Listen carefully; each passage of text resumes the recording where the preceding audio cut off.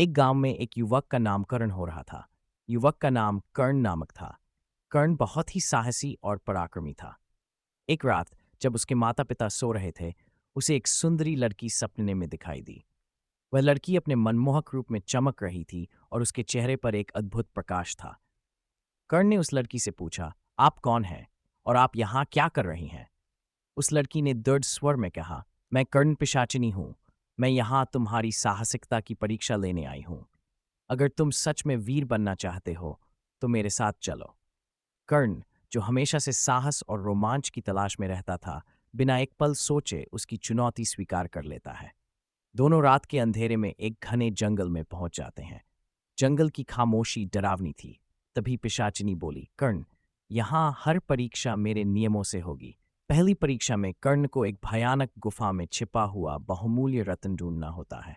अंधेरा और भय हर ओर था, लेकिन कर्ण अपने साहस से रत्न को खोज निकालता है। दूसरी परीक्षा में उसे एक ऊंचे पेड़ पर चढ़कर मंदिर के शिखर की छाया को छूना होता है। कर्ण ये भी सफलतापूर्वक कर दिखाता है।